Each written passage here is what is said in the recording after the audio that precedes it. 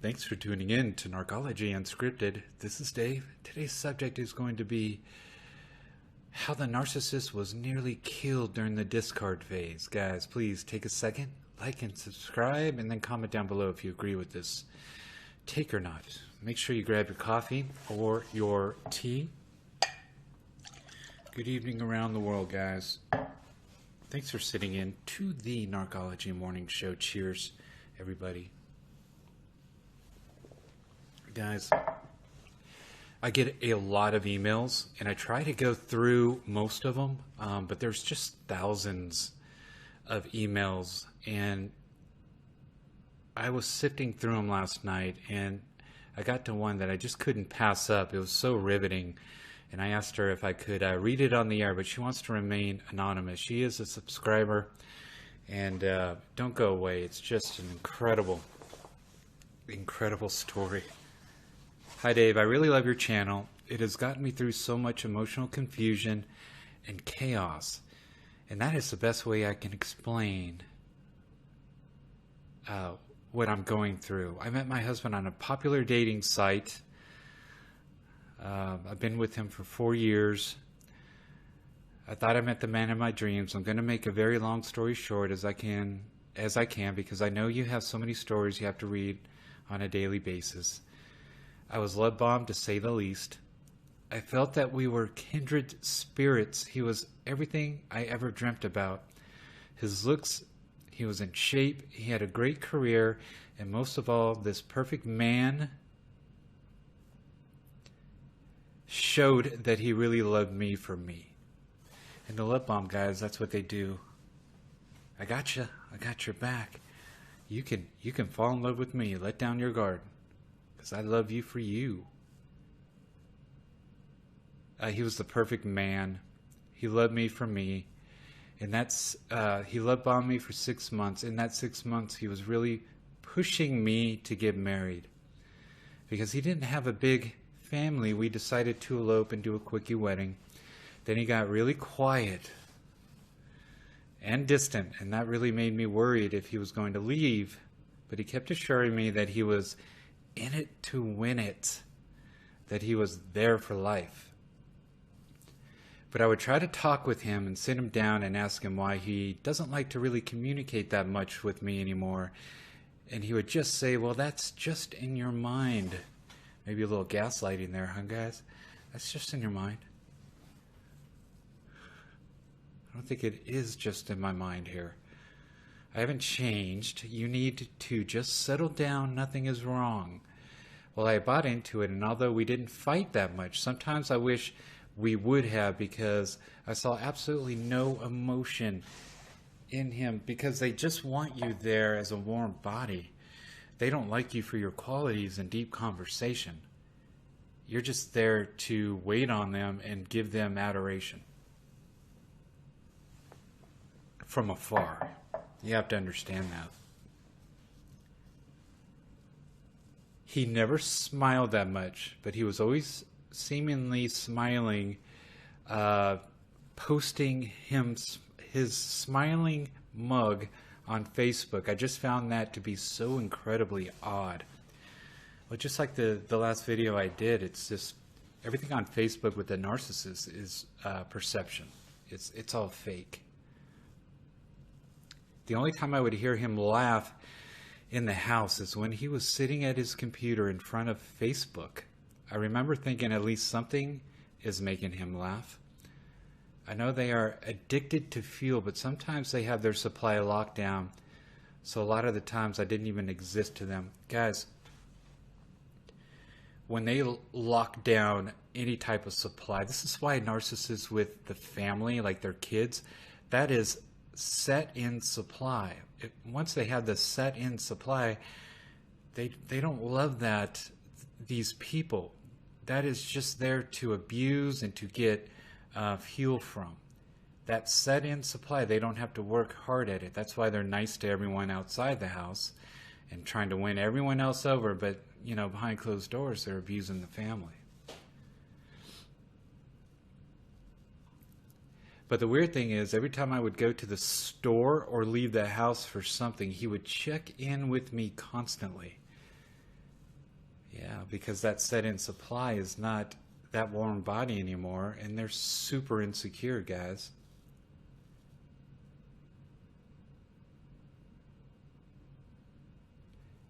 I would even lament that in the house you ignore me, but when I'm away, it's the only time you give a damn about me.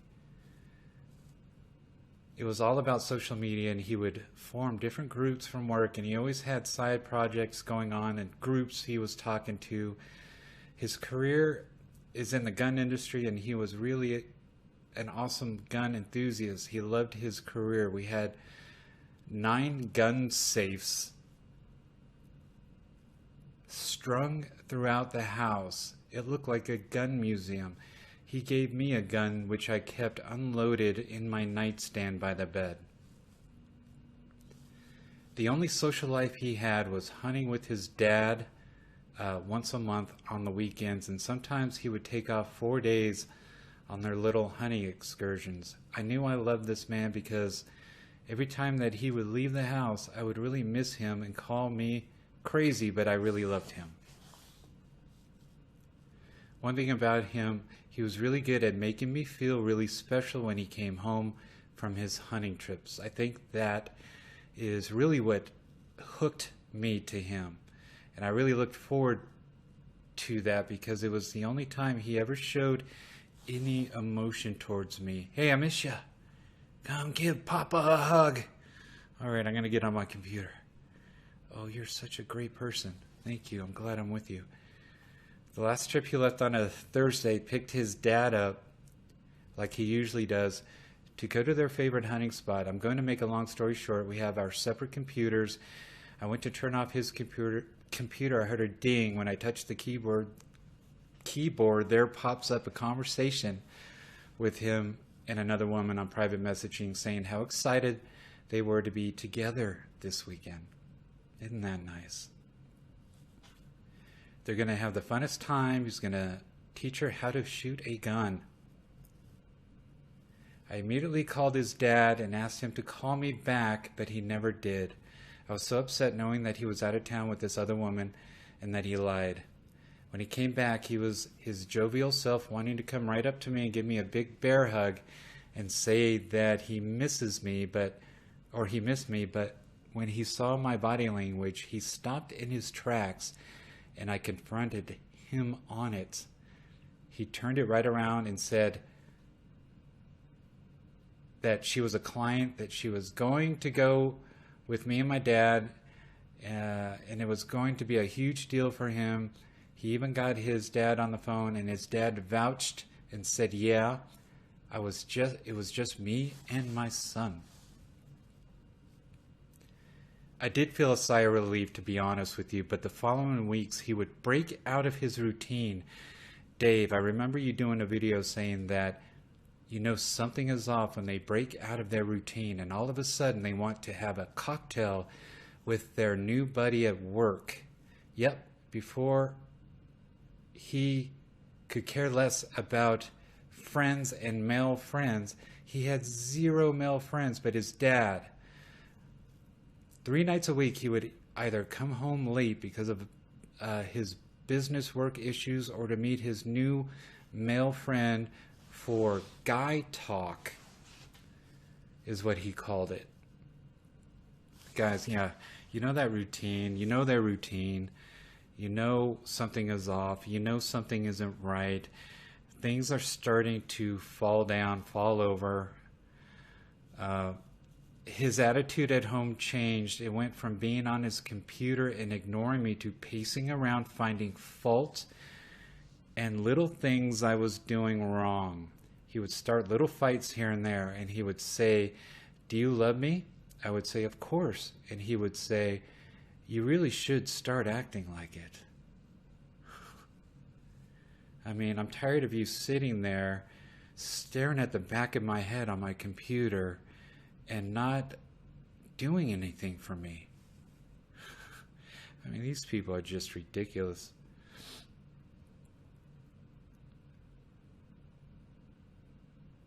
He would say, I would say, of course, and he would say that. The man who ignored me for 4 years was actually saying this crap to me. It was so awkward and uncomfortable. I would go and stay with a friend or my parents for two or 3 days, and there would be nothing from him. Complete radio silence. Then he would call me out of the blue and say, "I really miss you. You need to come home." So I would, because for some reason, seeing him after a break, he would be so effervescent and nice and loving. I think I was addicted to that side of him, and I craved it. It's part of the push-pull, guys. It's part of the push-pull. And you see that fake potential. She was seeing that fake potential. But the last time I came back, I was up in our bathroom, and we have a jacuzzi tub, and in the corner, set back by the tub, there was a little pink bubble bath bottle. And I knew he never took baths. He was a shower guy, and even if he did, I knew there was no way he would have gone out and bought that. When he came into the bathroom, I said, "What's this?" He said, "Oh," and he said, "How am I supposed to know? I didn't bring it." With a half smile on his face, I knew right then and there he was cheating, but he kept denying it. It doesn't matter if they come out, out of that bank with a bag of money, they're going to deny it, guys. He said him and his dad again were going hunting over the weekend. I knew something was happening. I just needed to find out for myself. So me and my mother followed him when he drove across town to a house. He parked in the driveway and went in. He stayed there all weekend as I packed an overnight bag and went to go stay with my parents. When he came home, he asked where I was, and I said, "Oh, I'm just out. How was the hunting trip?" And he explained how they didn't get a kill. It was kind of disappointing.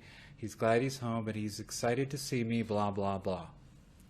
I kept calm, and I hung up the phone and sent him pics of the house he stayed at. That's so me. That's so me. He said that was his friend from work. He was a guy, and he just needed some space to think things over, but realized it was a dumb thing to do to lie to you, and was going to tell me all about it. "Just come home," he says. I said, "No. I need some space now. I need to clear my head on what you're doing." Good for you.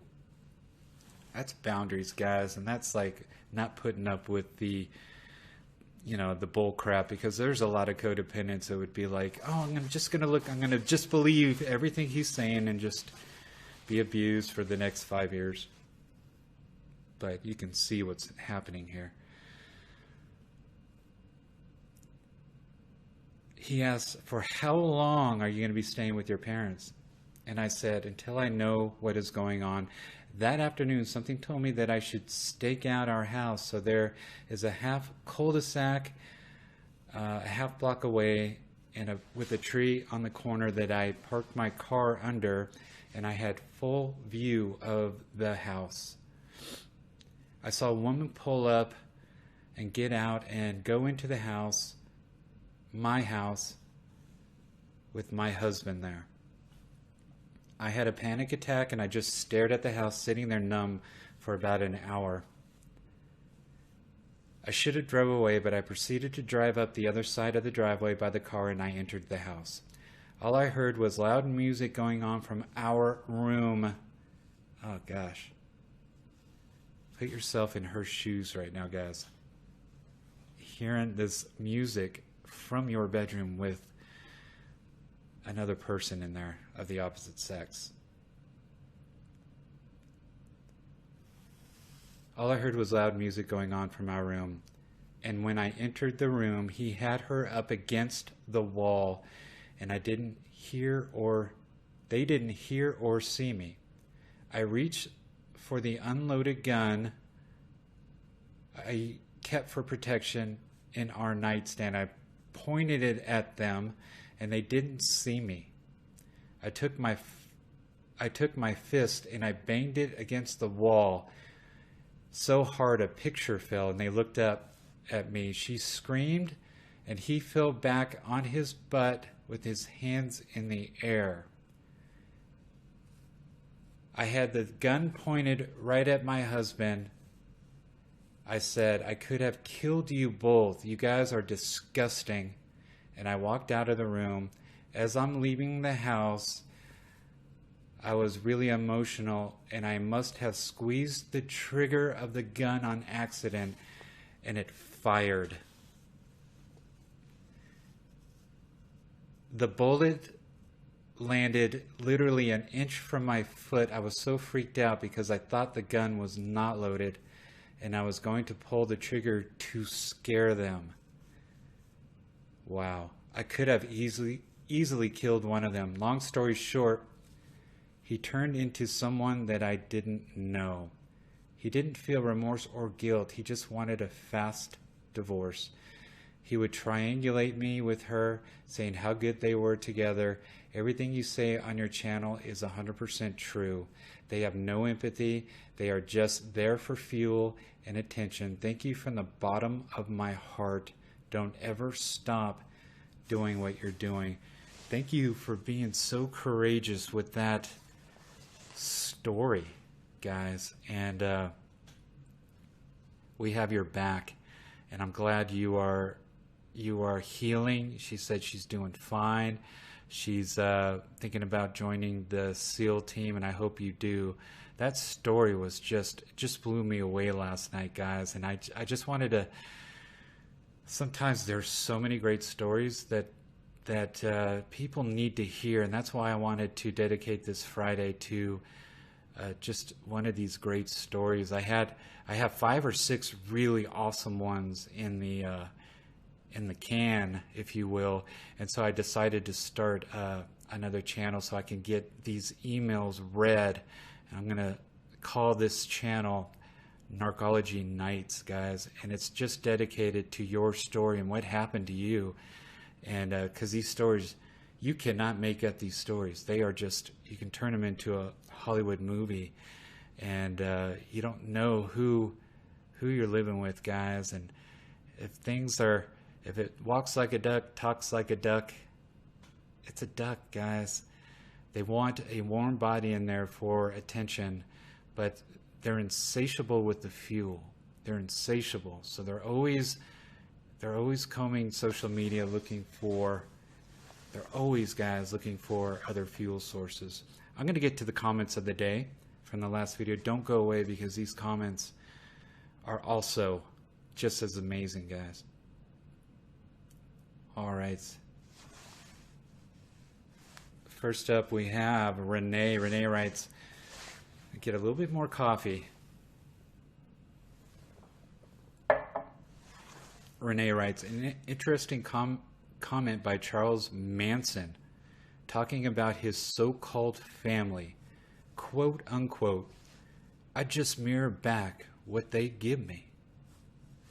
Guys, if you think about Charles Manson and how he was able, because I always wondered, how is this little ugly guy, he was like 5'2", scraggly, crazy eyes, how is he able to lure in this group of seemingly at the time normal people? Yeah, they were looking for answers, and they were young, just typical, adolescent, teenagers, early 20s, but it's Charles Manson, and what he did was just mirror what they wanted to see, guys.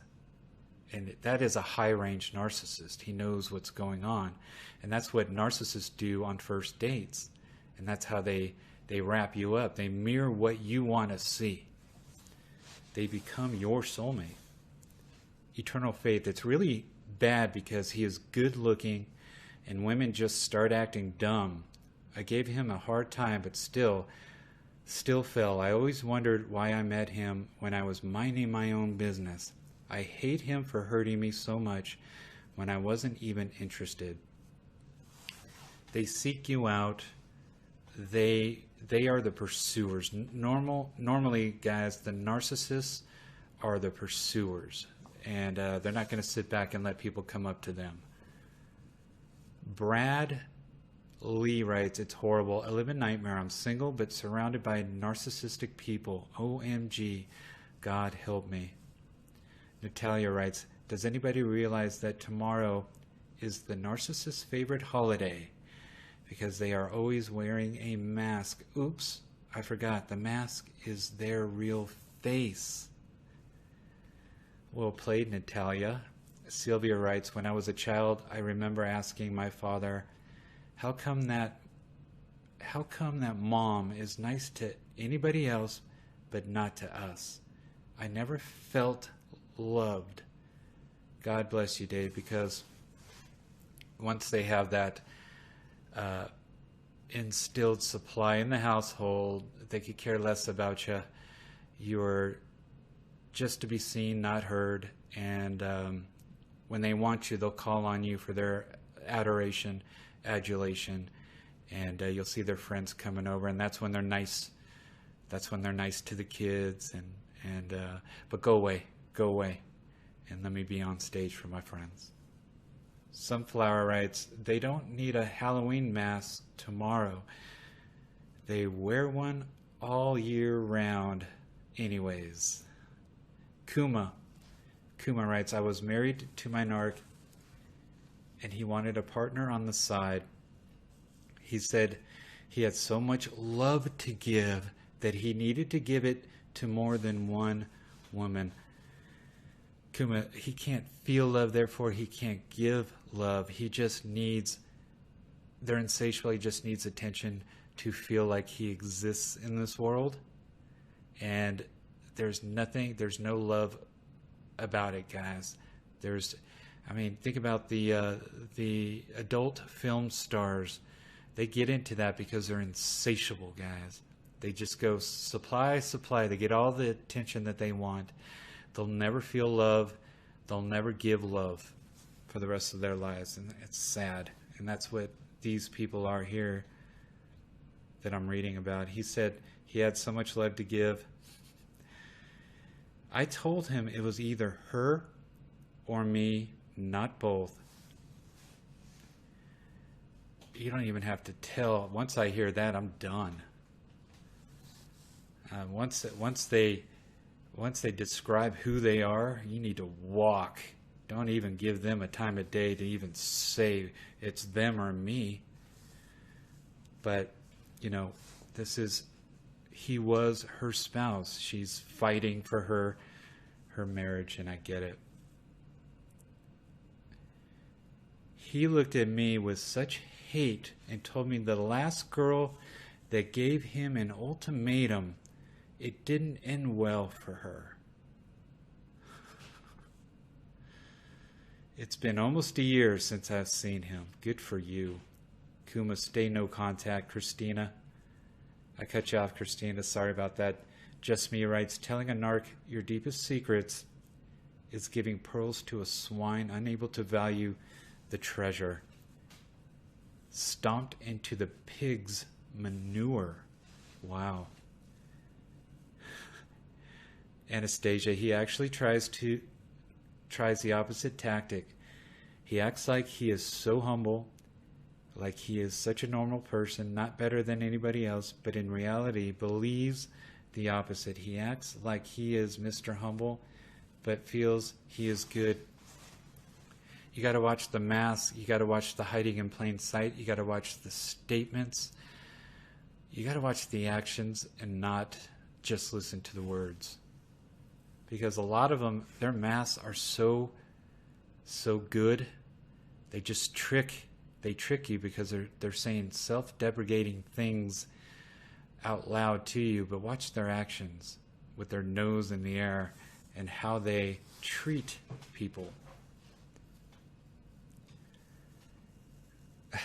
Narc bustin' SEAL Team Joan of Narc writes, masters of perception and projection for protection. Awesome words and so accurate, Dave. Thank you, Joan of Narc. That's the greatest name. Julie writes, my ex-narc said we can be friends with serious boundaries. What does that mean? He's triangulating you with intimacy. That's what he's doing. He's saying, yeah, we can be friends. If you want to put down serious boundaries, I'll be your friend. But if you want me to be intimate with you, I don't play that game. I don't do boundaries. I'm a narcissist. I don't do rules and regulations. So he's triangulating you with intimacy, Julie. Sight Perspective writes, OMG, right? Always steadily showing off their vacations and lifestyle. The Marrow writes, Dave, this is so on point. Thank you so much for what you are doing. The Narc's life is not real. They are fake and empty.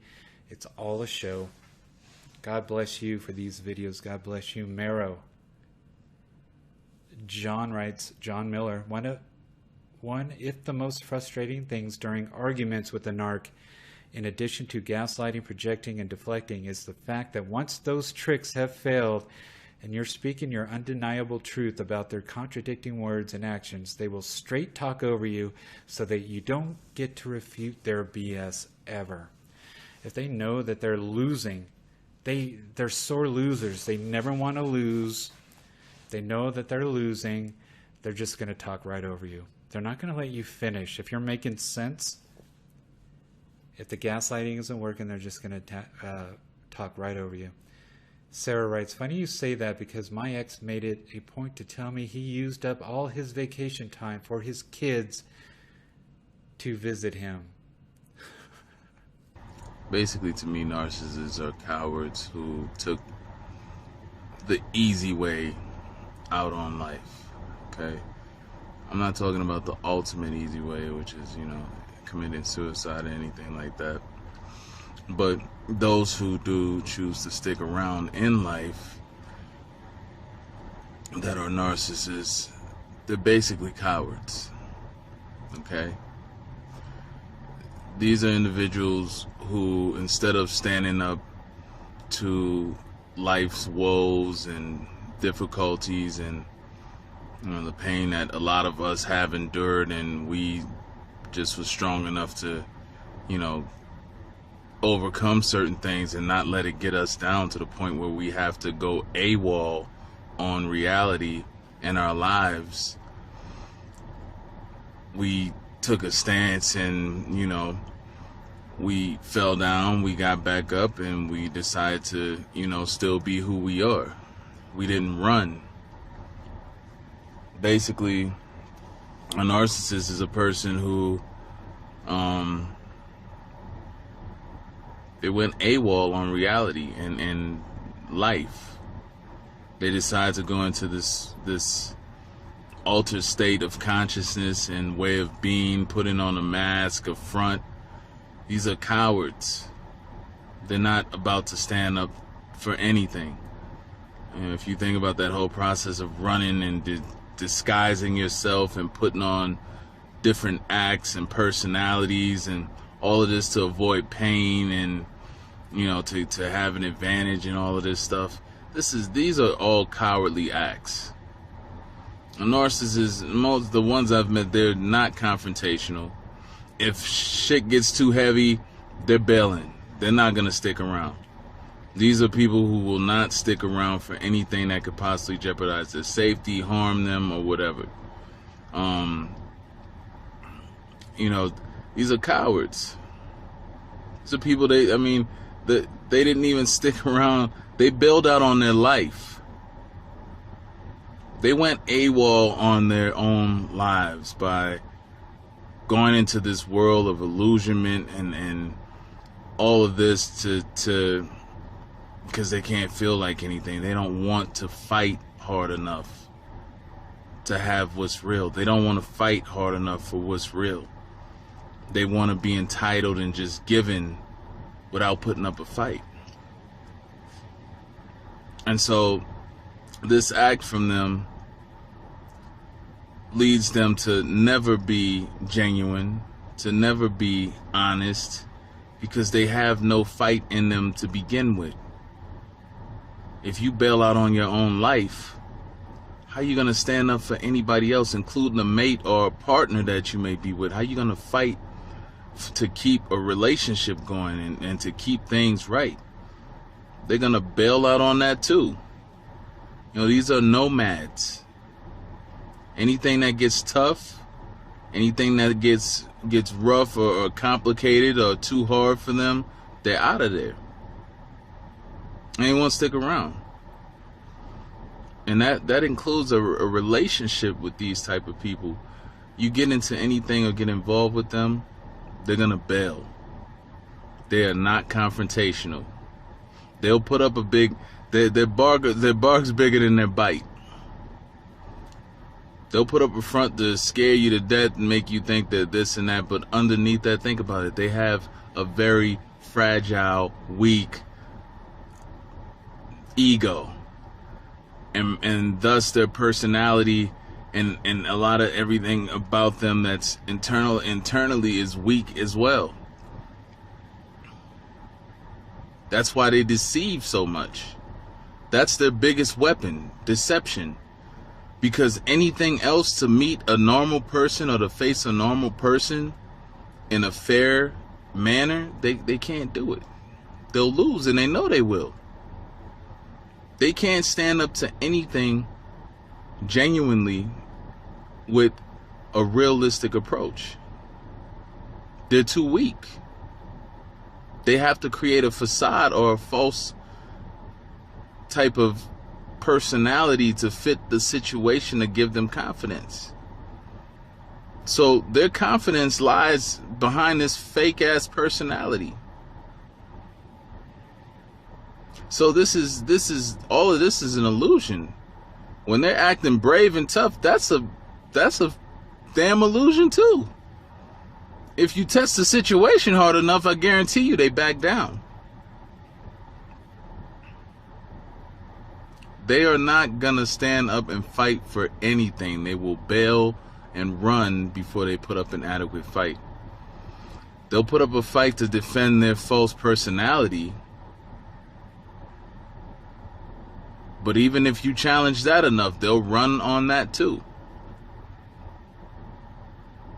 The main thing you have to understand is that narcissists are cowards. They don't have strength to fight for what's right or stand up for anything for that matter. They'll put on a front, they'll act tough initially, but if you press them, if you push them, they'll back down. They have to get the advantage by bullying and scaring and manipulating you first and keeping you in that state of confusion so that they can operate in a controlled environment that they created. But the moment you challenge that, they'll act out with rage, and that's an attempt to try to scare you. Or if that doesn't work, they'll bail out. They're out of there. They're not going to stick around for anything that doesn't give them the advantage on controlling you, manipulating you, and keeping you in the safe zone of the reality that they're trying to create and that they want to create. So you have to understand, the narcissist will not stand up for anything. They'll bail. And that's why their lives are in such shambles. And it's so hectic. And it's nothing, they never hardly complete anything. So, understanding that if you are and have dealt with a narcissist, you were bamboozled into thinking that this individual had so much power and so calm, cool, and collective, but underneath all of that, a very cowardly, scary individual. It speaks for itself. They ran from reality. They ran from truth. They ran from their own selves. If you run from yourself, come on, you as the normal person don't have anything coming to you. If you have an individual who will run from their own selves, and won't even stand up to deal with something that can be beneficial to helping them. They rather run from a problem than to face it. You don't have anything coming. They're too scary and cowardly to be anything to anybody. This is why they have such a problem with loyalty and honesty, because they won't stand in there and fight for what's right. And if that means you in a relationship and fighting for you and fighting to make sure that the things that you need with them to be complete to make the relationship work or whatnot, they're not gonna fight for that. They have no fight in it. They're non-confrontational. So that's just kind of my thoughts on the narcissist being a coward and pretty much bailing out on life and anything that has to deal with complicated problems or anything like that. Whereas a normal person kind of looks at it and say, hey, I'm here, I need to deal with this. That's part of growing, that's part of maturing, that's part of development, which is all something that narcissists run from. These are cowards. Narcissists using arguments for ulterior motives. And this happens a lot. This is one of the narcissists' bread and butter. You know, especially for those of you who are in relationships with them. It's used a lot in those situations. I want to go, let's just jump right into it. You know, I'm not going to mess around with it. So there's been many cases in which narcissists will use an argument to disguise a hidden motive. And what I mean by that is that narcissists use this creative argument type thing and tactic in some cases to create what appears to be a reasonable reason for separation, the silent treatment, justified punishment, or cheating. Okay, it can be many of these things. In some cases, based on how they feel, and they feel like you treated them wrong, they'll try to stir up an argument so that they can go and say something negative or something back to you in that situation. This basically, you know, in order for this to work, the narcissist has to have had a period of time around you to study you and how you will react to certain situations. Specifically, arguments, right? Arguments that they blow way out of proportion and making that person, you know, get really angry, right? And see, they need to see how you respond once they have initiated an argument or a silent treatment or ghosting you, right? And they need to know how you carry on with them afterwards, at least. So after this has been done and they come running back in, do you allow them back with no qualms? Are you happy upon their return? Is there still a connection? Or is the connection still intact? Are you dismissive of them or what? You know, they have to see and study the aftermaths of what was done and how they come back. And this is why when narcissists return, they usually try to come in bearing gifts or, you know, really trying to give you, you know, high level treatment and fake epiphanies and apologies and so forth, right? It's very important because that gets them to see where your threshold is, where are your boundaries at? How far can I get away with something like this, right? Because this is gonna show me how much space I have to maneuver within this situation that they're engaged with you in, right? And so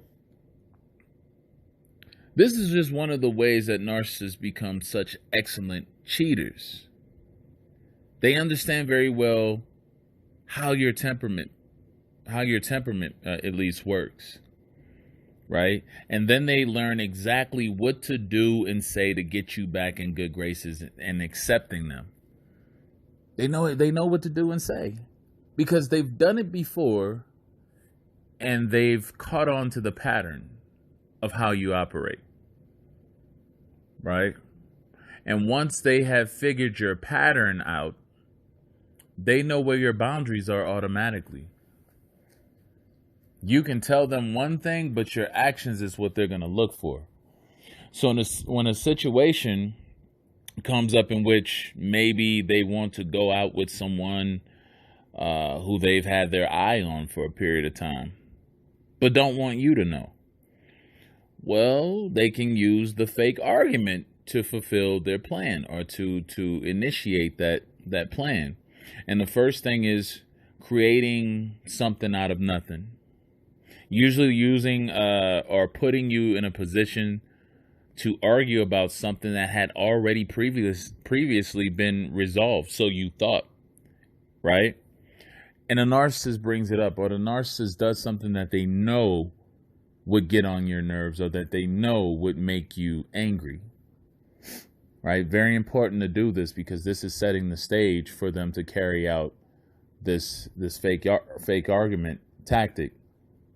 The second thing is they exaggerate, they go into exaggeration, or they blow out of proportion what they're arguing about.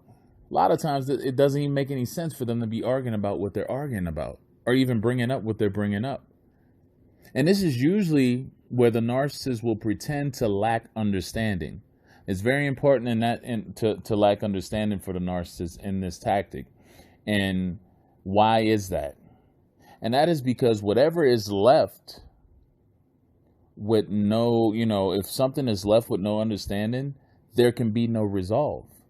And leaving something unresolved buys the narcissist time to have a valid reason to leave or to trigger you to leave, but also giving them the option to come back later with the understanding packaged. It'll be packaged up just right for you, right? Now, when they come back, that's to ensure that you will accept them and their fake apology. Meanwhile, they were out having fun, fulfilling their agenda or whatever they were doing. But this is all manufactured. The narcissist understood from the get-go. They knew exactly what they were supposed to do and what not to do. They understood the argument and what it was and from the get-go. But they had to play stupid and they had to use it so that they can create the separation. And in that period of time, when you and the narcissist are at odds with each other and you're focused on what made the argument happen in the first place and why are they even bringing something stupid up like that? On the other hand, a narcissist is out doing their thing under the disguise of being mad about an argument. In conclusion, right? And that's not, hold on, before that, sometimes it's not even an argument. Sometimes it's just they'll deliberately have a disagreement and then turn the disagreement into an argument.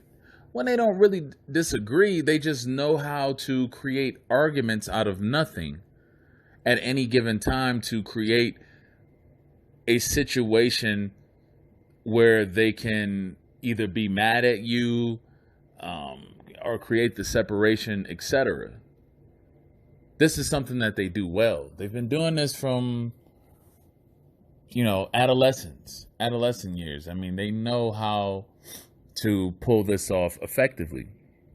So all I have to say to wrap this video up, guys, if you're in an argument with someone about something that makes no sense to you, or someone's getting mad out of nowhere for no reason, or blowing something way out of proportion that had no business going there in the first place like that, especially if it's something that you thought you've already resolved, it's probably a decoy.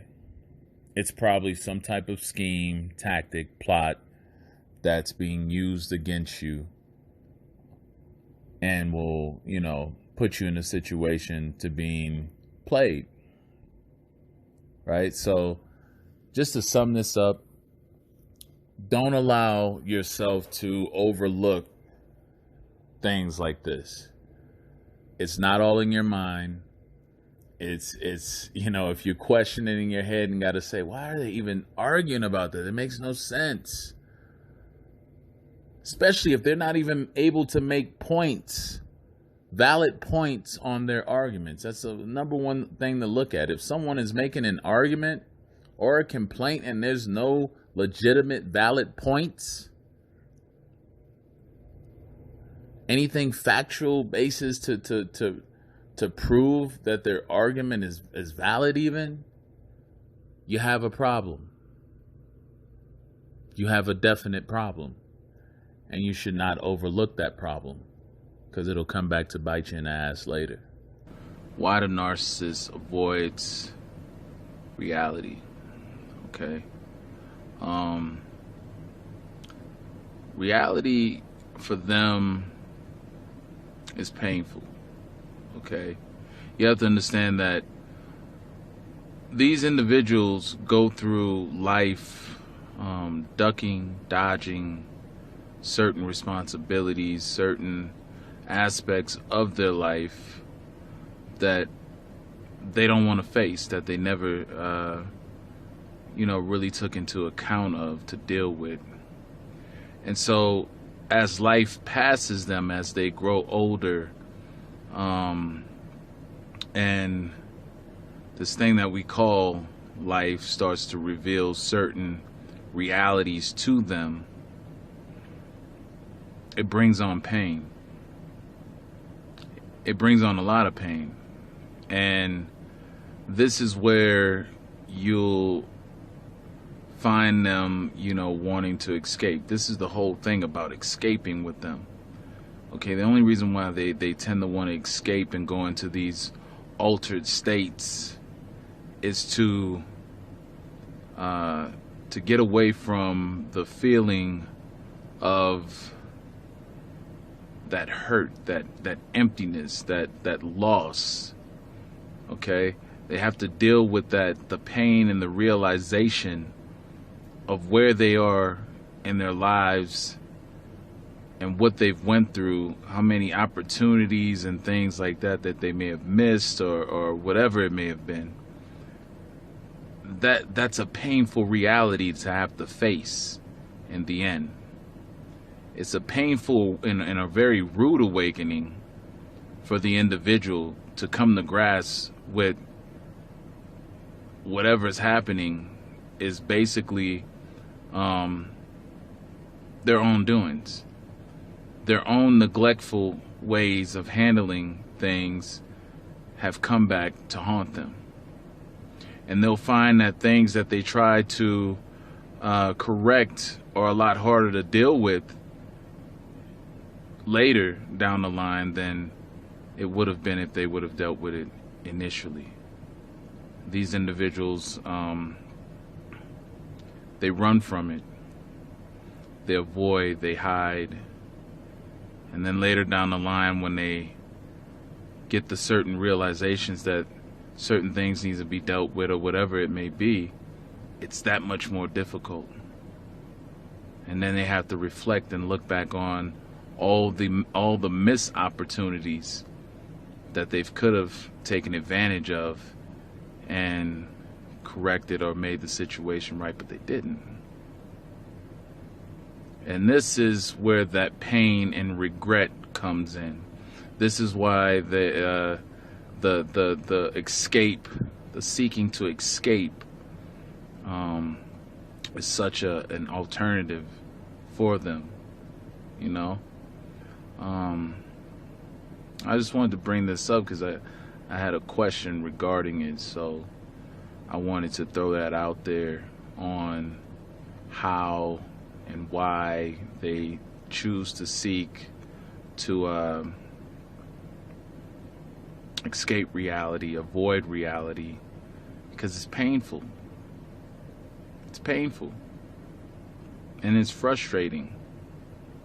You know, it reminds them of so many failures and things that they never completed. So, just wanted to throw that video out there for y'all. This was a short one. It's not much to go into on it. I just wanted to cover the question that was asked, but that's pretty much why, you know, these individuals, through neglect, have to come back and face their, you know,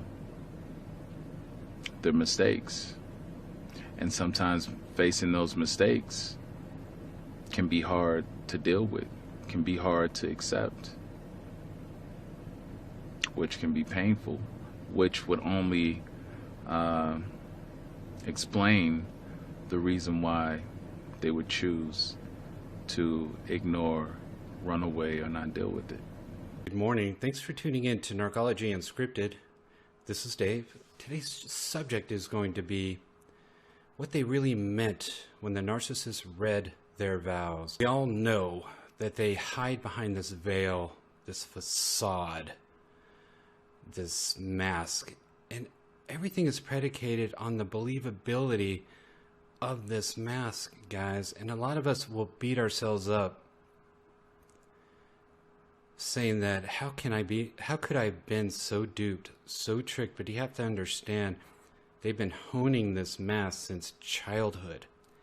They've been studying it, guys. They've been going to school, and they've had a lot of failures at first, but by the time they met you, they really had this mask honed, this skill honed. They studied at the University of Fake People, guys. Trickery State University, and they made the dean's list every single year, guys. This is what they do, and they seek out people like you that are giving, selfless, altruistic, attractive, successful. And if you check off most of those boxes, guys, they deem you as that person that they want to lock down. They want to lock you down as soon as they can because they understand the mask slippage happens, and they want to hurry up and lock you down before there's any slipping of the mask. And what they do is they project all those boxes that they checked off. They mirror that back to you.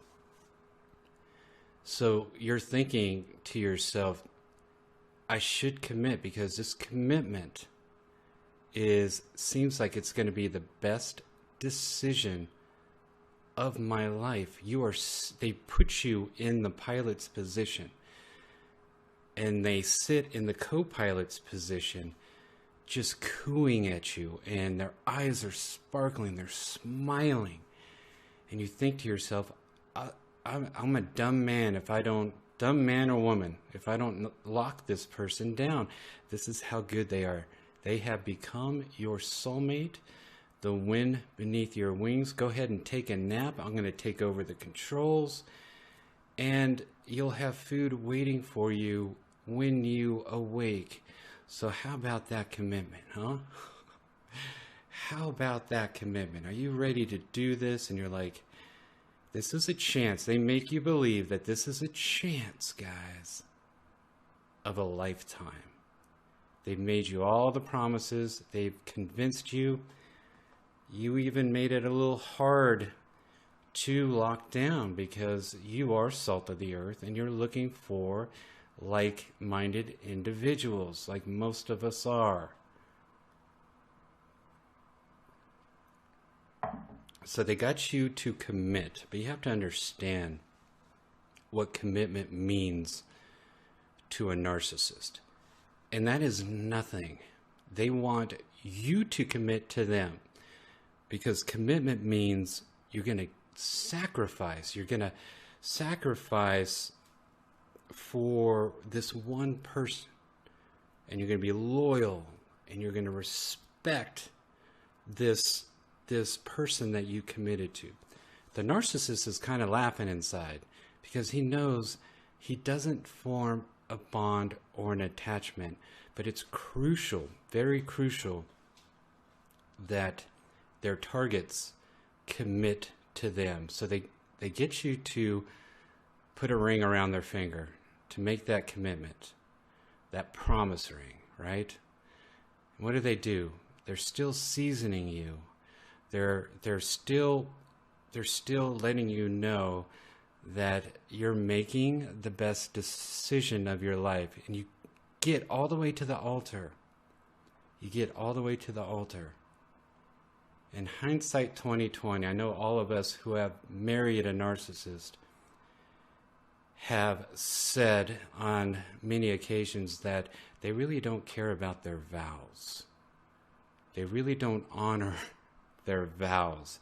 Guys, they don't honor anything. Nothing about these creatures are honorable, guys. And so I made up a little...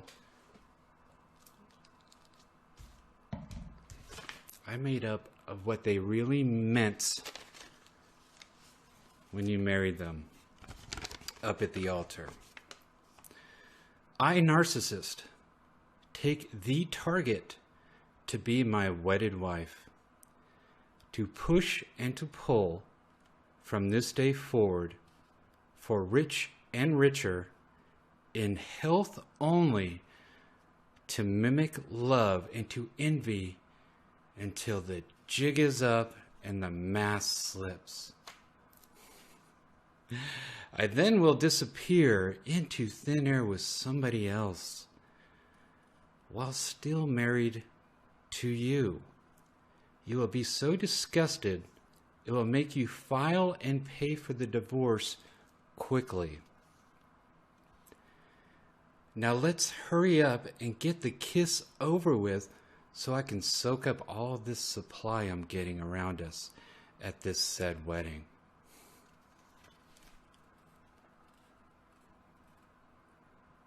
Pastor, make sure you toast with the special Kool-Aid that your new hubby made for the celebration.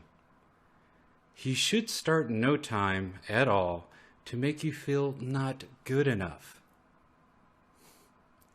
Don't worry about the attractive blonde sitting in the back row. They are just friends from high school. Although he will start to triangulate the two of you at the reception. Do they mean what they do? Yes. They're very calculating. They understand that they don't form a bond, guys, in an attachment. When does the punishment stop from a narcissist? When do they finally just give up? When does it stop? To look at this, to give further consideration to this topic and the subject at hand, we have to look at the very two components that are critical to enabling the narcissist to continue their rampage. And that is hope and emotional reaction, okay? Your emotions and hope, those two things keep the narcissist locked into your domain. How is this? Well, number one, hope. Hope begets a certain expectation of something developing, whatever that ideal may be in your mind, of something becoming or transforming into something better or more acceptable in the eyes of the person who is emotionally tied to the narcissistic individual. The emotions are the backing to the hope. Okay? So emotion feeds hope. And hope kind of locks a person in It's what gives them the ability to want to stick around, to overlook certain things. Okay? Eradicate the hope, and you'll watch and you'll notice the emotions start to fade. Okay? Once you make a sound declaration to yourself and to the narcissist that you are fully done with them and you will no longer emotionally react to them, then they can't hurt you. This is the first beginning step in you, but you have to mean it. You have to get to a point where you stop expecting anything out of them, from them, or from the situation. And you start to go within, pull your emotions back into yourself, and stop transferring them outwardly towards this hope and expectation of something better out of the narcissist. Once you make this declaration, you have to mean it. It's one thing to just go no contact, but you can't just go no contact and not really be meaning to be fully done with this person. That won't do you any good. That's called a break. It's not finalizing. Okay? You can go no contact for a while, but if you go right back, then you just took a break. All right? No contact. The purpose of no contact is to finalize. Not to get away for a while, clear your head. We're not talking about that. We're talking about completely finalizing the interaction, situation, and knowing of that narcissist.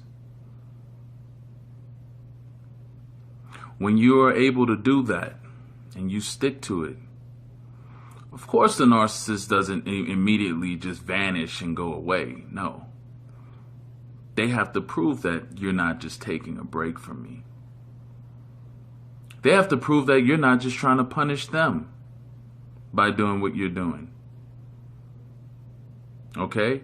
This is why the no contact only works when you have the very full understanding that you are completely done and that nothing that they do you will allow to affect you emotionally, and you will not react to it. Thus, you will cease to exist in the mind and the reality of the narcissist. Now, like I said, they'll continue to come at you. You know, they'll stalk you. They'll try to make little attempts. I like the word you use, fake epiphanies, to really make you see, well, I've changed and so much has happened to me, and these last 30 days have completely turned me around from being the whack sicko that I am. And you, if you have pulled your hope and destroyed that hope of expectation of something better, you won't even fall for that. Thus, your emotion will not be able to feed into the hope aspect to just hearing something that sounds good. Okay? After that point, narcissist sees no reaction. They get a little desperate.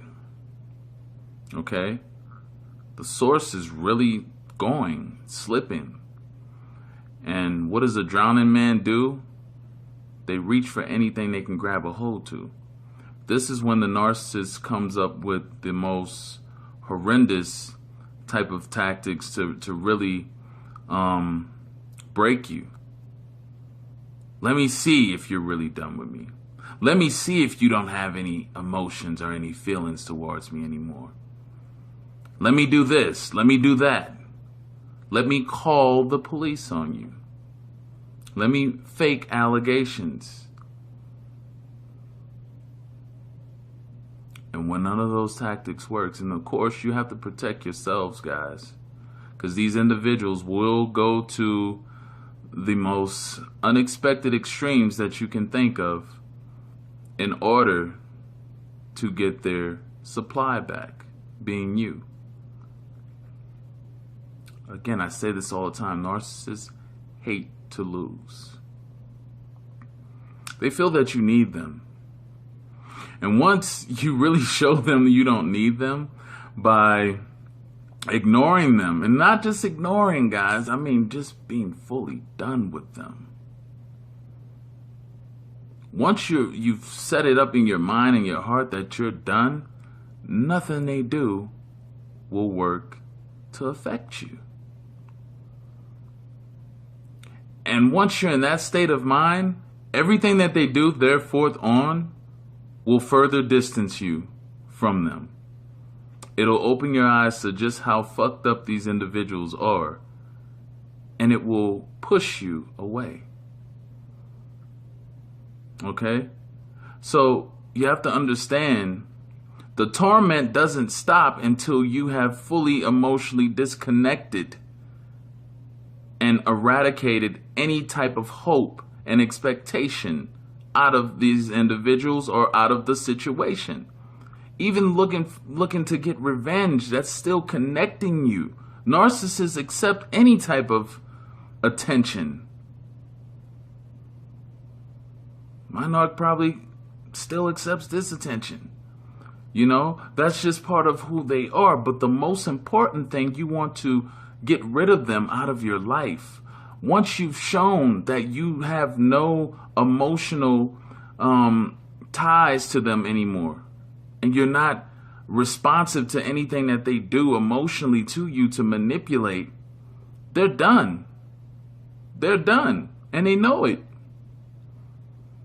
And trust me, they'll do their little tactics to get back in, but after a while, they know the only key for a narcissist, the only power a narcissist has with people is to be able to emotionally deceive them. Once they cannot emotionally deceive you anymore, they're powerless. They're powerless. There's nothing that they can do at that point. When you have no type of emotional response to where they can't affect you, they can't hurt you, they can't do any of that, the narcissist will walk away. They're not going to put up a fight in that position, in that standpoint, to still try to, especially if they've done things to permanently damage something irreversible that they can't get back in on. It's a done deal. It's a wrap. Your narcissist will just move on to easier prey, easier targets that don't know about them. And they can start all over, and they'll focus their attention on that. People who they still stick around and try to get to is those who they still know have some inkling of hope left in them.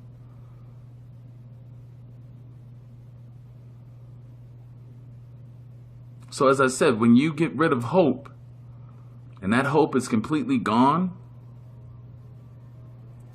you're basically starting the process of completely ridding yourself of this narcissistic individual.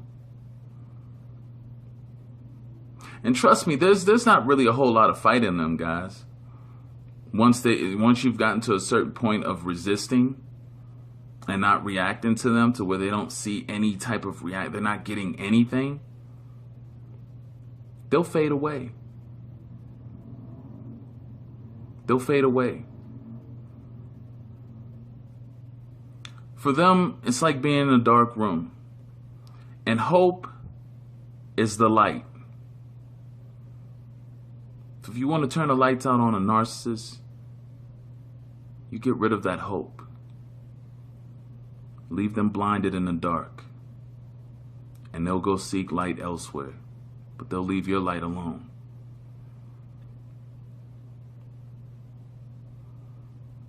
That is the most important thing. They're not going to fight after they've seen that they can't affect you emotionally. There's nothing there till you're impenetrable at that point. They can't get to you. You already know who they are. You know what they're about. And you made a firm, sound decision to stick to your position and honor the declaration that you made to yourself. That is how you get rid of a narcissist. That is how you stop the punishment. The punishment is only fulfilling, guys, if it affects someone else. If the punishment is ineffective, then what good is the punishment? So you have to understand, this is how the narcissist interprets these things in their mind. If I can still get to you, if I can still make you jealous, if I can still hurt you, if I can still get under your skin, if I can still aggravate you, they are still there. And there's that word again, there's still hope. Which means there's still a way for them to get back in. But if none of those things are able to be accomplished, they can't get to you emotionally, it's a wasted cause. They'll move on, trust me. They won't try to come back. They can't. They're not strong individuals, guys, and they don't put up fight for anything. If it's a serious fight or a battle to go up against, the narcissist is not gonna go up against it. They'll move on and go seek another source out. And this is how you get rid of a narcissist permanently. Once they see there's no hope and no emotional tie there anymore, that's a battle they can't win. Narcissists do not want to engage in battles that they may come out on the losing end of. They'll leave that alone quickly. So if you want to stop the punishment, the torment, all of this back and forth stuff, get rid of the hope and cut off the emotional ties. And watch how quickly your narcissist begins to fade out of your life. Something to think about, guys. Something to think about. I've seen it work. I just want to put this video out. I hope it helps those of you who have had those questions in your mind. Continue to like, support, and subscribe. Share these videos. Also, tune in every Wednesdays to the ASSC Direct Radio Show. We have various topics on there. Some of those give you the ability to interact live. Again, my ebook is also out. Has a lot of tactics and stuff in there for you to use. It'll be in the description box if you want to go check it out. But yeah, guys, really do pay attention to your expectations being with that hope and the emotions. If you make that declaration that you are done, stick to it. Do not allow yourself to be affected or react to the narcissist. And watch how fast they fade. It's about the narcissist being pretty much a coward who's basically, to me, narcissists are cowards who took the easy way out on life. Okay, I'm not talking about the ultimate easy way, which is, committing suicide or anything like that, but those who do choose to stick around in life that are narcissists, they're basically cowards. Okay, these are individuals who, instead of standing up to life's woes and difficulties and the pain that a lot of us have endured, and we just was strong enough to overcome certain things and not let it get us down to the point where we have to go AWOL on reality and our lives.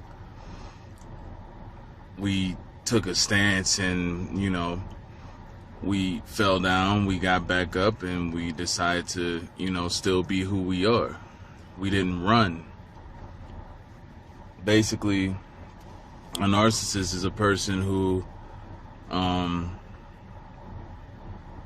they went AWOL on reality and life. They decide to go into this altered state of consciousness and way of being, putting on a mask, a front. These are cowards. They're not about to stand up for anything. And if you think about that whole process of running and disguising yourself and putting on different acts and personalities and all of this to avoid pain and, to have an advantage and all of this stuff, these are all cowardly acts. A narcissist, most of the ones I've met, they're not confrontational. If shit gets too heavy, they're bailing. They're not going to stick around. These are people who will not stick around for anything that could possibly jeopardize their safety, harm them, or whatever. These are cowards. These are people, they didn't even stick around. They bailed out on their life. They went AWOL on their own lives by going into this world of illusionment and all of this to because they can't feel like anything. They don't want to fight hard enough to have what's real. They don't want to fight hard enough for what's real. They want to be entitled and just given without putting up a fight. And so this act from them leads them to never be genuine, to never be honest, because they have no fight in them to begin with. If you bail out on your own life, how are you going to stand up for anybody else, including a mate or a partner that you may be with? How are you going to fight to keep a relationship going and to keep things right? They're going to bail out on that too. These are nomads. Anything that gets tough, anything that gets rough or complicated or too hard for them, they're out of there. And they won't stick around. And that includes a relationship with these type of people. You get into anything or get involved with them, they're gonna bail. They are not confrontational. They'll put up their bark's bigger than their bite. They'll put up a front to scare you to death and make you think that this and that, but underneath that, think about it, they have a very fragile, weak ego. And thus their personality and a lot of everything about them that's internally is weak as well. That's why they deceive so much. That's their biggest weapon, deception. Because anything else to meet a normal person or to face a normal person in a fair manner, they can't do it. They'll lose, and they know they will. They can't stand up to anything genuinely with a realistic approach. They're too weak. They have to create a facade or a false type of personality to fit the situation to give them confidence. So their confidence lies behind this fake ass personality. So this is all of this is an illusion. When they're acting brave and tough, that's a damn illusion too. If you test the situation hard enough, I guarantee you they back down. They are not gonna stand up and fight for anything. They will bail and run before they put up an adequate fight. They'll put up a fight to defend their false personality.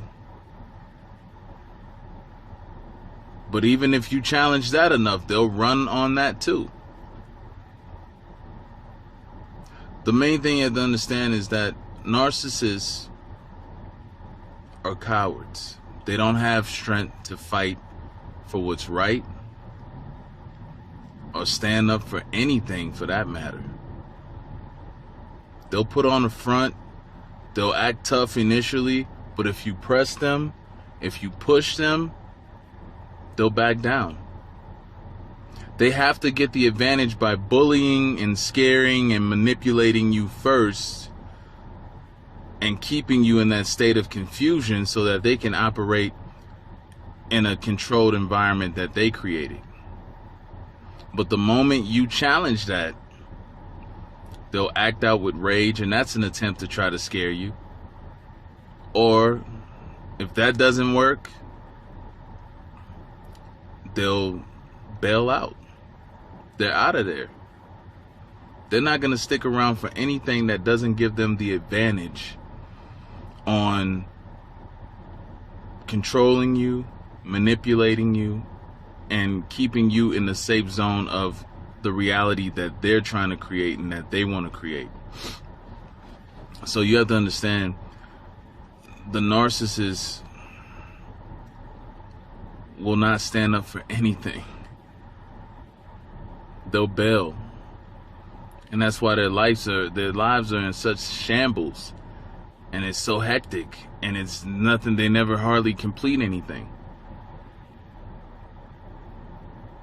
So understanding that if you are and have dealt with a narcissist, you were bamboozled into thinking that this individual had so much power and so calm, cool, and collective, but underneath all of that, a very cowardly, scary individual. It speaks for itself. They ran from reality. They ran from truth. They ran from their own selves. If you run from yourself, come on, you as the normal person don't have anything coming to you.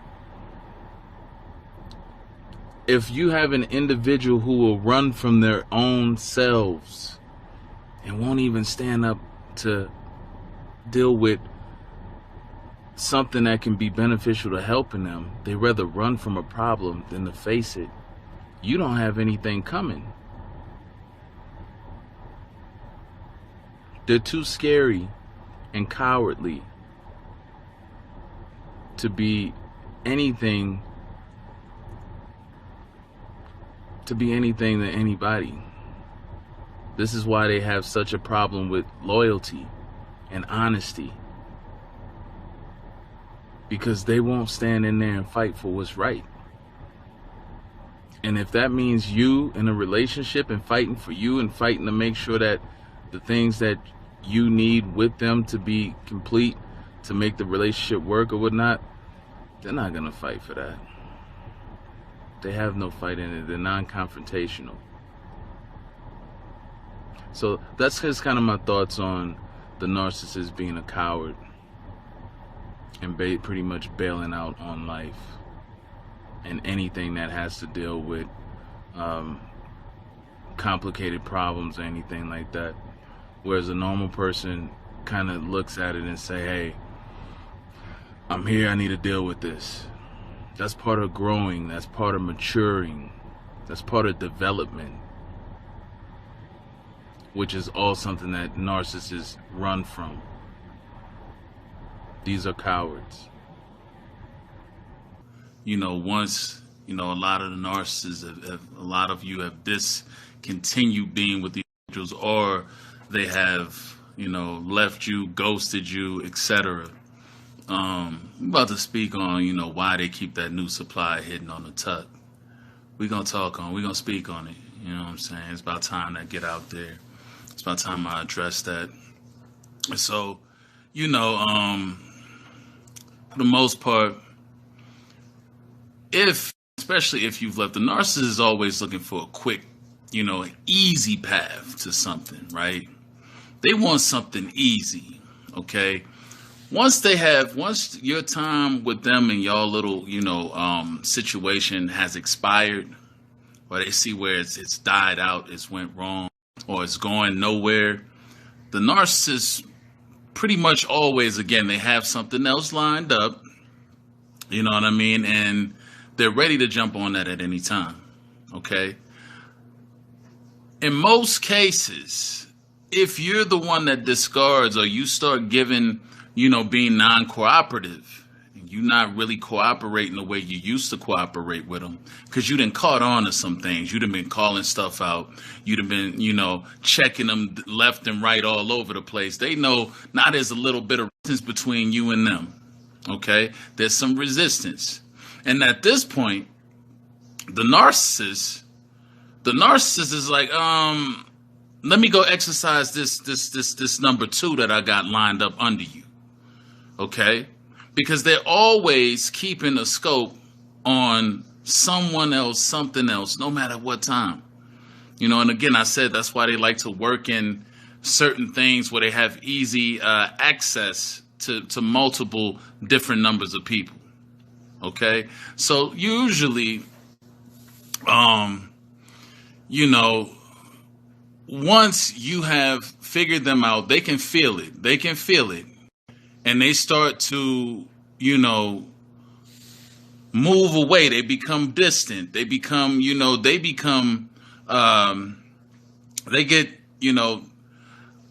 start being uncooperative themselves, right?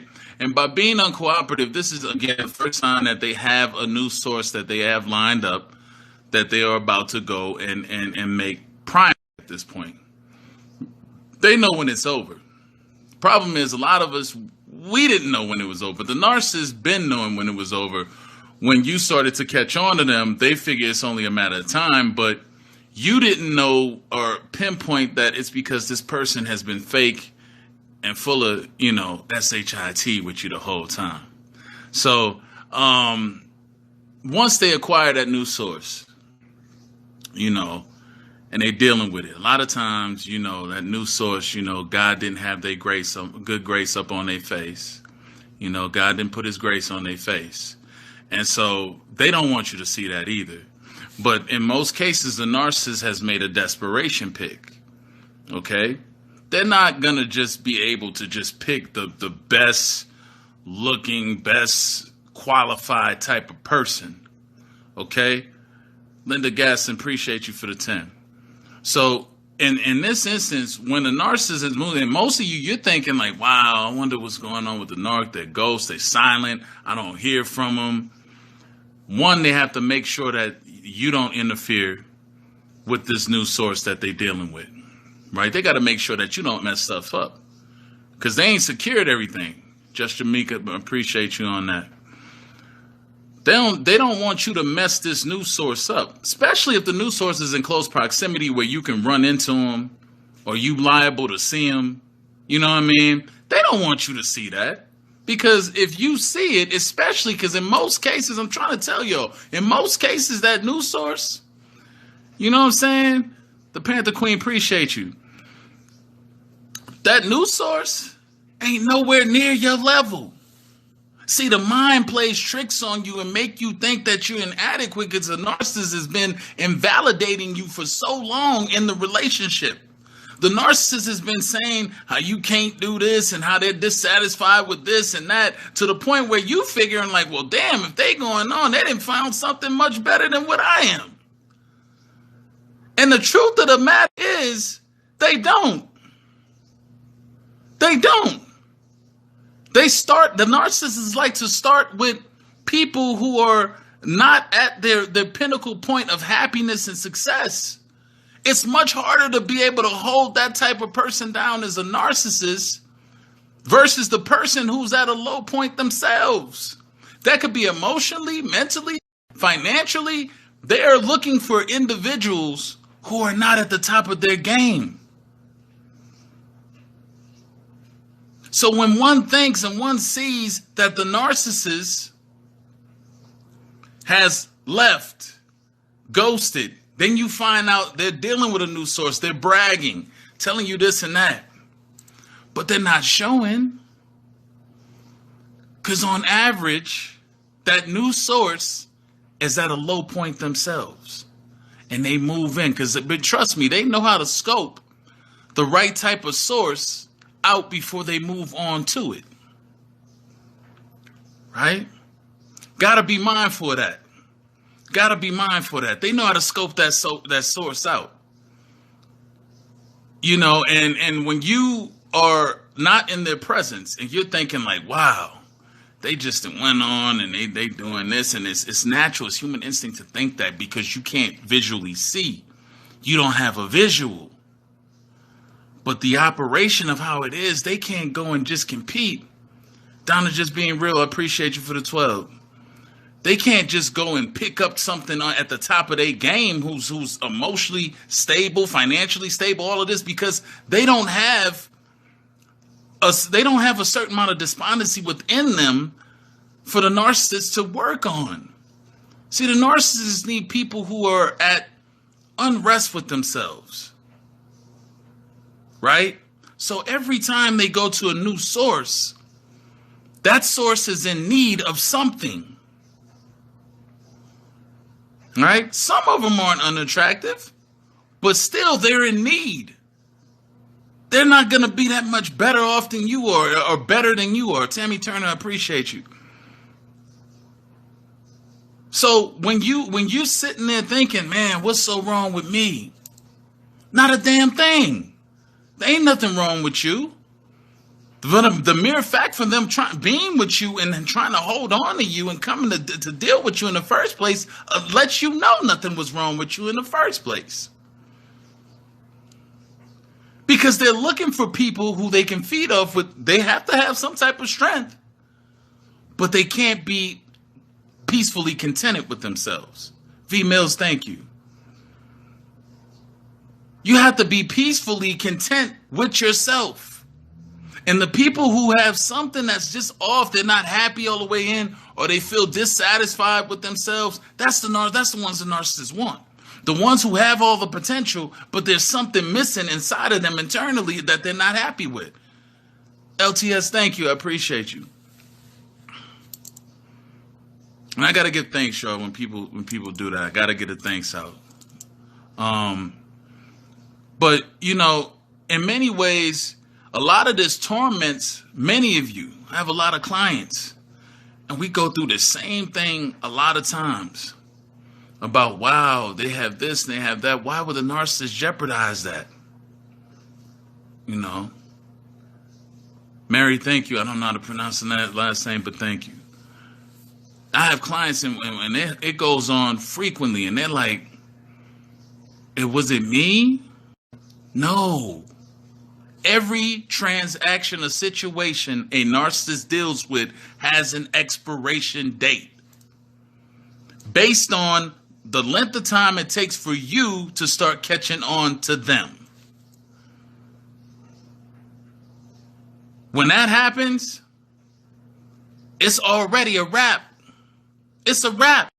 You just started counting down the process of discard and then devalue and then discard. It's already in the process. The moment you start to question or figure out something on them, they know what's coming. They know what's about to go down. You know what I'm saying? And a lot of things, especially, you see the new source and you be like, damn, because they don't just get grade A sources back to back to back like that. You don't know. It's not that easy to meet good people back to back to back like that. It just doesn't happen that way. You don't meet dynamic people like that. So in a lot of instances, they get an emergency backup that they replace with. And that emergency backup is who they feed off next. Right? They prefer the ones who, really don't have a lot. Who really aren't dynamic because they are less able to pull out of the situation, can feed in more into the manipulation. So they're going to keep that new source on the tucks. They don't want them, and I know damn sure they don't want them watching me. They don't want their new source to be watching me on the YouTube, to be coming up in their feed. You know what I mean? Because that light bulb going to go off. Like, wait a minute, there's some of this stuff is what I see you doing. The next thing you know, they question it. Now they are automatically messing up the position that the narcissist has worked so hard to establish with this new source. You gotta be mindful, y'all. This information wasn't always out there like this. It wasn't out here and so readily, easily available like this. So a lot of times when we was going through it, there wasn't many sources to get information to pinpoint how this disorder worked. So the narcissist was having a field day with individuals. They was having a field day with people, but now it's harder. It's a lot harder now because they know the narcissist got to walk a very fine line. That's why a lot of times y'all say, well, why are they still working it with the new source now? Because they got to walk a finer line now. It don't mean they ain't still narking. They just got to walk a finer line. And you please believe me, they hate it. They hate every bit of it. They hate that I'm slaying out here, putting this knowledge out here. They hate it. Because it's making it a lot harder for them to be able to maintain. Paula P, shout out to you. I appreciate you. Now I'm out here slaying 24/7. You can go easily get the information now.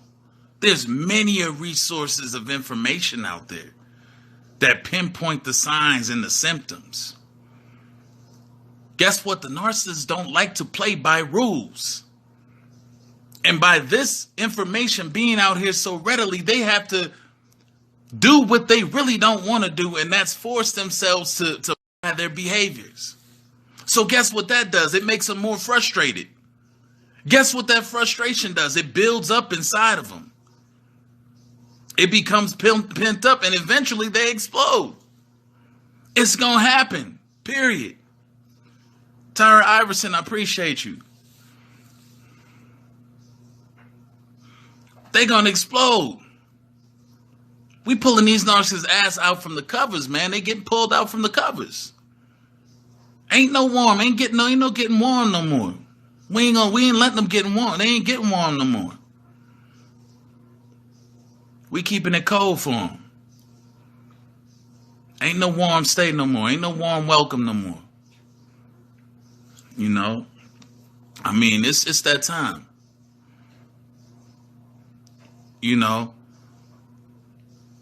Pebbles 987, it's about people getting knowledge. You know what I'm saying? It's what you need to be doing right now is get this knowledge. Don't worry about me, get this knowledge, because that's what I'm putting out here. I'm getting that knowledge out. Understand? All right, well, back to the lesson at hand, y'all. You know. Y'all gotta be mindful of that. They love that tax season. You know, another thing too, in between tax season, we got January, which we still in, right? And this is where a lot of them try to get that quick relationship in, and that Valentine's Day date out to you. They try to get that date out to you. Okay, because if they can get you now, in between now and Valentine's Day, they can hurry up and lock you down.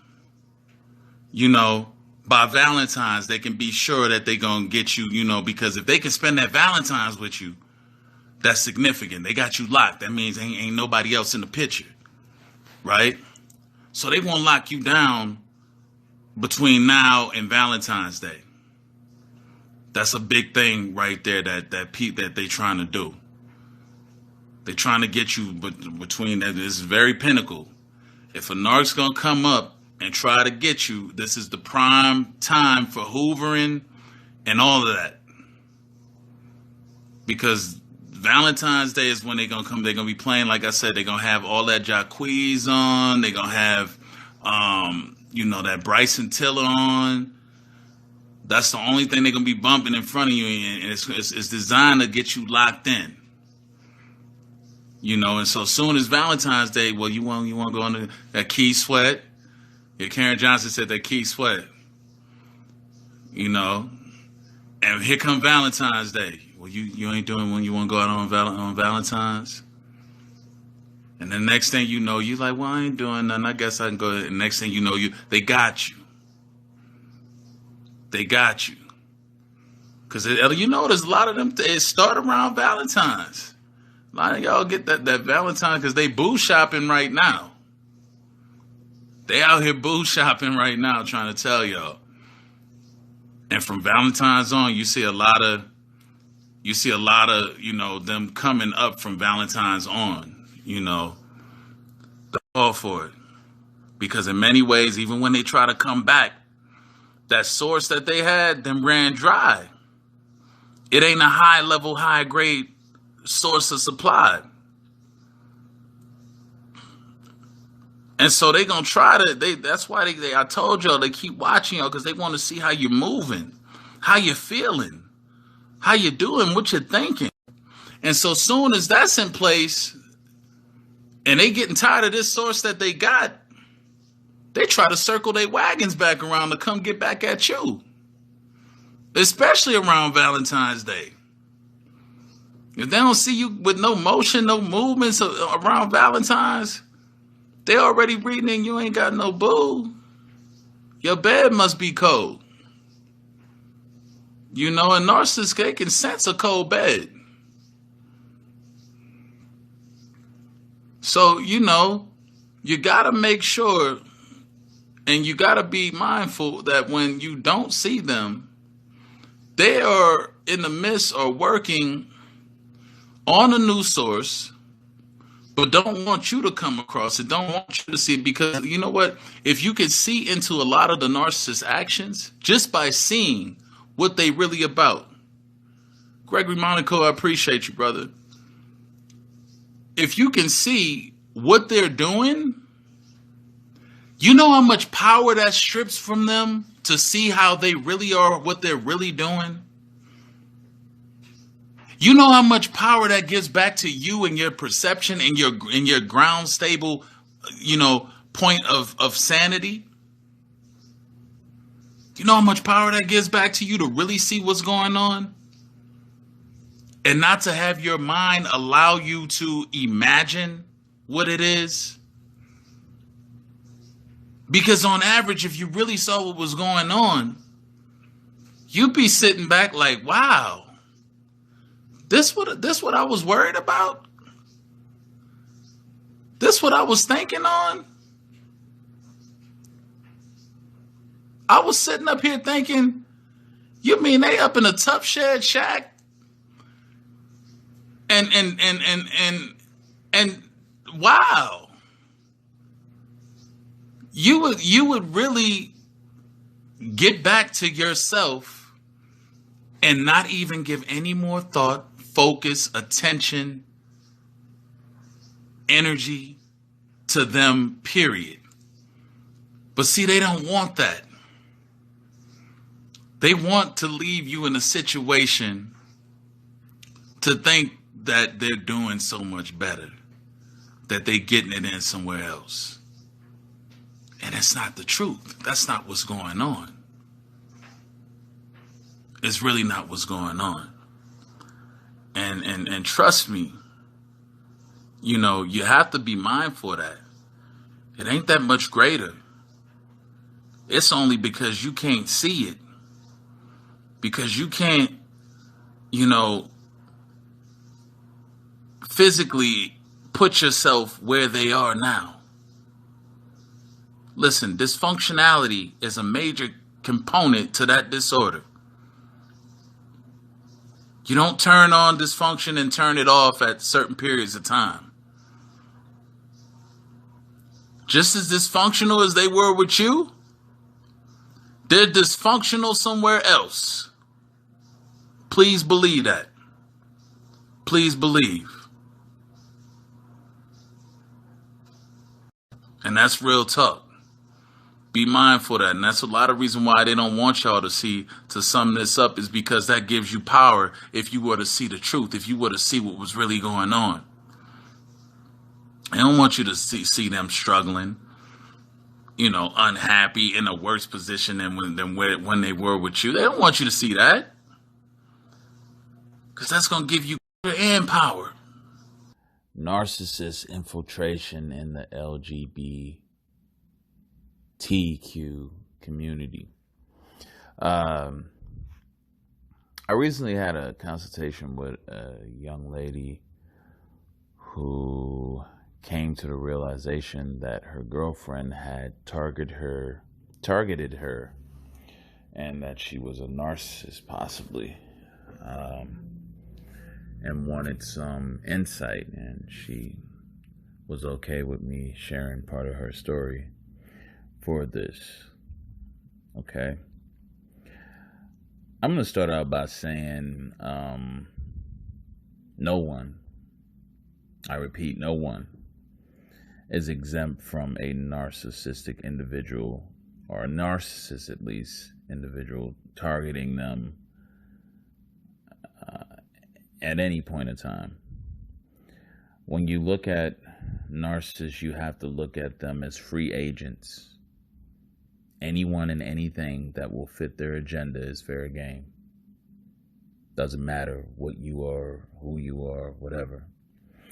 I'm going to speak on this from the perspective of the individual who left this, because it's pretty much universal with narcissists. One thing we have to look at, human emotion is universal. Playing on someone's sympathy, their empathy and kind-heartedness, it can go, it doesn't have to be, it doesn't matter what race, color, sex, or whatever you are. Narcissists are emotional manipulators first, before anything. Why? Because that method is proven to be the way, at least proven to be way more effective in acquiring new sources quickly. New sources of supply quickly. Okay. So her impression, I guess, of meeting a person who was deserving of her help, perceiving them as a good person, in other words, having a good heart, left her open to being a target to a narcissist, which the narcissist had already seen that in her. She saw her, that she was suitable to be a target, and begin to capitalize and take advantage of the situation of that person. Not only are narcissists emotional manipulators, but they're opportunists as well. Now, she worked with this individual, and this is her co-worker, and they worked together.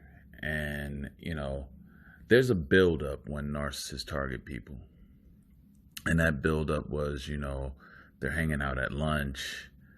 They start to build a rapport. They're intel gathering. They're learning the person, seeing what motivates them, what moves them, what stimulates them, and whatnot. And I guess she said one day, she needed a ride home. Gave her a ride home. She invites her in. She sees all these boxes. Her stuff is packed. Now, obviously, this is setting the stage for the manipulation, because right afterwards, okay, her stuff is packed. So obviously, why is your stuff packed? Well, I'm going to be kicked out of here. She said that the girl said, I'm going to lose my place. I don't have anywhere to go. I really want to keep my job. So, et cetera, et cetera. The other young lady, having a good heart and having worked with this person and, feeling as though they might be of help, offered assistance. Well, I guess, she said that she could stay with her for a short period of time until she gets herself situated.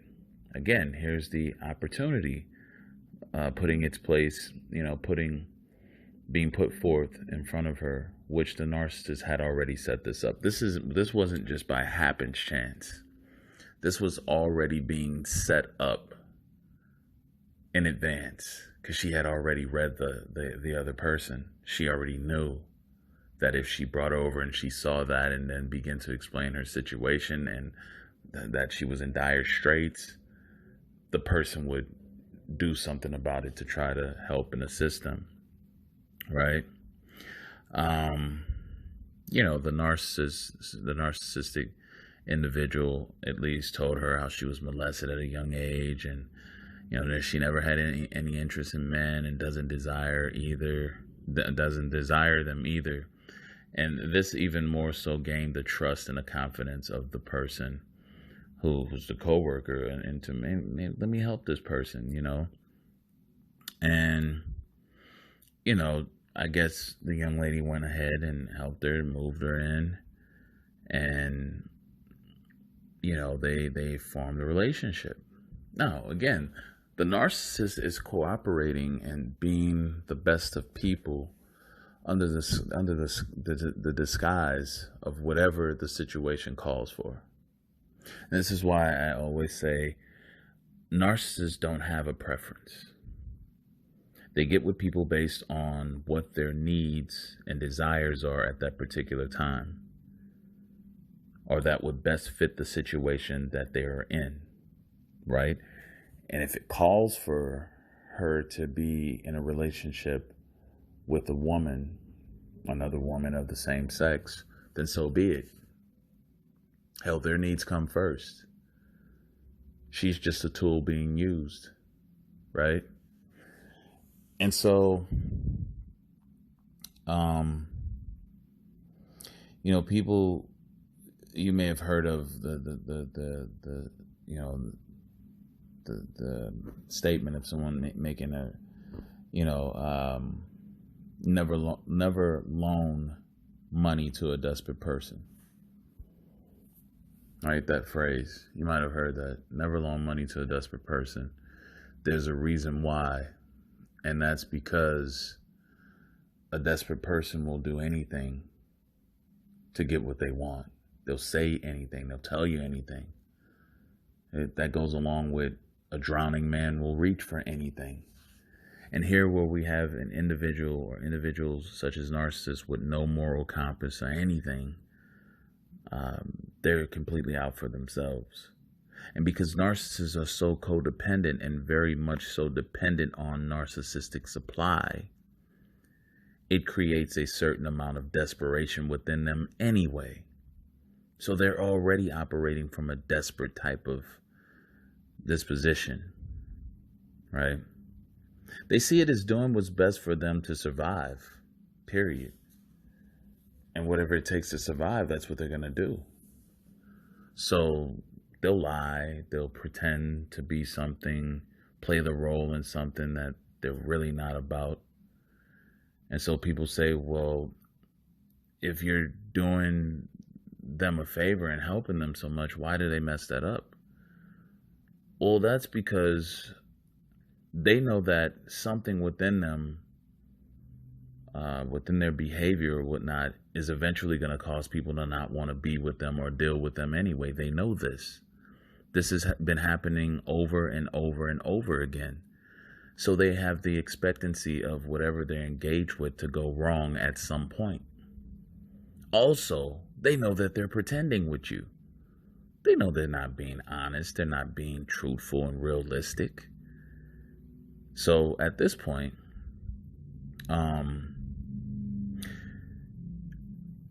they're only doing what they think you will accept and like. And eventually they're going to get tired of playing that role.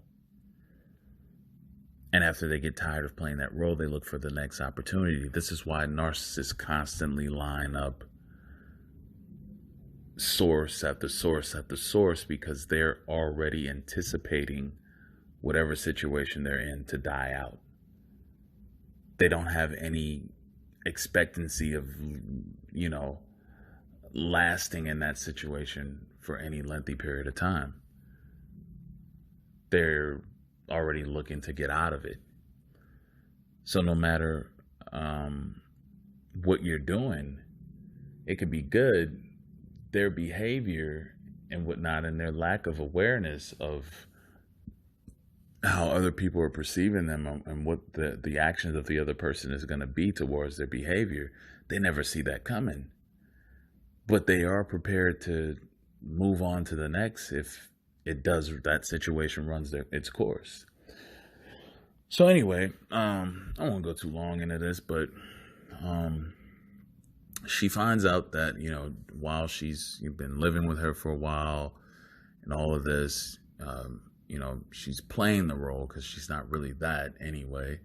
She's playing the role to get shelter, basically. She was in need of shelter. She was in need of a place to stay. That was the motivation behind getting into a relationship with the young lady. Well, anyway, the young lady starts seeing her flirting and with male coworkers. She thought that, hey, that's odd. That's a bit strange. She said that she had no interest in men. Why is she flirting with them in such an inappropriate way at times? She confronted her. The girl says, well, it's all just being cordial. I'm just, trying to not, keep myself in, the loop of being liked and accepted by people. That's all. It's nothing major. It's nothing to worry about. Long story short, she finds out that, yes, she was talking to other co-workers there, males, females, etc. It didn't matter, right? Eventually, she's came to the realization that she was only being used. And the confusion, that cognitive dissonance of, well, if you're not heterosexual, then why were you dealing with me, is how she was looking at it. And again, my explanation to her was, narcissists have no preference. They don't identify when it comes to a situation and their need. They don't care about the sex. They care about who is providing them what they need. Be it attention, assistance, whatever. That's what matters to the narcissist at that point. Narcissists, you see, they're like another species. They don't, all of the things that ground people into certain realities and normalities, narcissists don't operate that way. They exist purely, for their whatever benefits them, their pleasure, their desires, etc., their needs. And that's how they confuse and trick people, even in the LGBT community too, as well. And they find out, like, wow, narcissists are running rampant within those communities as well. So my whole point is, no one is exempt. And it's one thing to take into account. No matter where you are in the world, what sex you are, or, whatever, one thing is universal, and, that is the way we express our emotions and feelings. You see, emotions is a universal language. And that's what narcissists go after to exploit people. You can be anywhere in the world, people are going to still laugh the same. If something's funny, laughter is going to happen. If something's sad, they may cry. Right? If they're fearful, you'll be able to see the expression of fear on them. Emotion is a universal language. It is the most powerful method of a narcissist being able to utilize to manipulate people, and that's through their emotions. Hell, I've known of narcissists who were with people who didn't even speak the same language, and they would get involved with that because they were able to infiltrate through the emotion of that person. And so when they are able to exploit, they do it through your emotions. They play on your kind heart. They play on your sympathy. This is what they do. And that is the easiest way to deceive someone, is through their emotions. So when we look at it, doesn't matter what that person is. The narcissist is playing on the emotions of a person. They're tricking and deceiving people through their emotions. Guard your emotions. Don't allow your emotions to go before your logic and reasoning. about a situation. Take time to really observe and process, and have patience in the process as well.